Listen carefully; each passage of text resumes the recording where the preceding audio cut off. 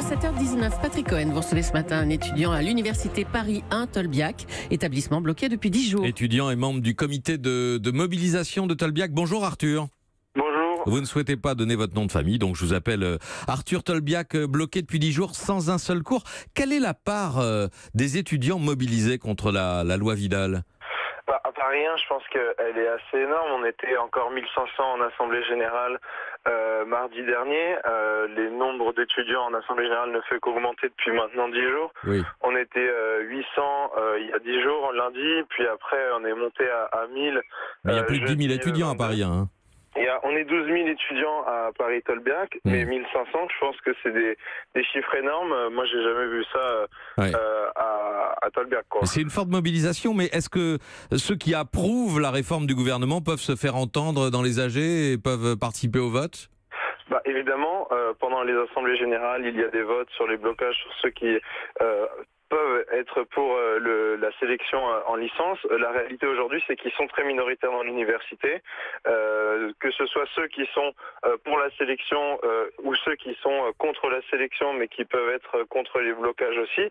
La réalité, c'est que dans les assemblées générales, comme dans les étudiants, ils sont minoritaires et ça se voit en fait dans les votes d'assemblée générale. Ils étaient plus que 200 en fait lundi dernier à ne pas vouloir la reconduite du blocage sur les 1500, ce qui montre vraiment en fait que les étudiants dans leur très large majorité sont contre cette sélection, et je pense que ça se voit aussi partout en France avec les chiffres des AG qui augmentent, que ce soit à Montpellier, à Toulouse, mais aussi à Paris-4-Clignancourt, à Nancy, à Pau, partout en fait, il y a beaucoup d'étudiants qui commencent en fait à se mobiliser, et je pense que c'est très bien. Oui, ce que vous demandez en premier, donc, c'est l'abrogation d'une loi qui n'est pas un projet, qui a été voté par le Parlement déjà.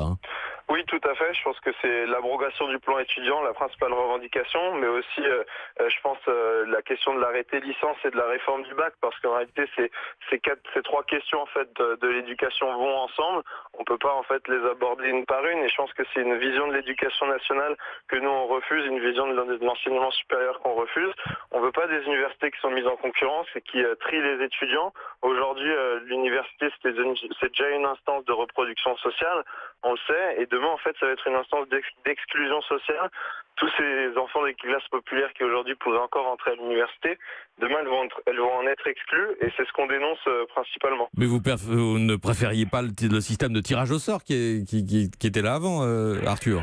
Évidemment, je pense que non, c'est évident. Après, si vous regardez en fait les moyens donnés à l'université depuis 10 ans, ils n'ont fait que stagner ou décroître pendant que 250 000 étudiants rentraient en fait dans l'enseignement supérieur. Donc évidemment, un moyen constant et avec une hausse énorme des effectifs étudiants, eh bien les conditions d'études se dégradent. Et c'est nous ce qu'on réclame, c'est des moyens à hauteur des besoins, parce que dans les universités, il n'y a pas assez de place dans les TD, il n'y a pas assez de place en fait dans les licences, dans les masters. Et je parle des universités, mais je pense que c'est important de dire aussi dans les IUT et les BTS qui sont aujourd'hui sélectifs et qui sont aujourd'hui très demandés, et au manque de place, encore une fois, dans ces filières-là. Il ne s'agit pas que des licences de sciences humaines, mais aussi de toutes les licences, de tous les bacs pro et bacs techno qui voudraient aller en BTS IUT. Un mot enfin sur les modalités. Vous ne vous contentez pas de faire grève, de ne pas assister aux cours. Vous bloquez les accès à l'université, vous bloquez le déroulement des cours, et vous mettez en péril pas seulement le semestre, mais l'année universitaire. Si les étudiants ne passent pas les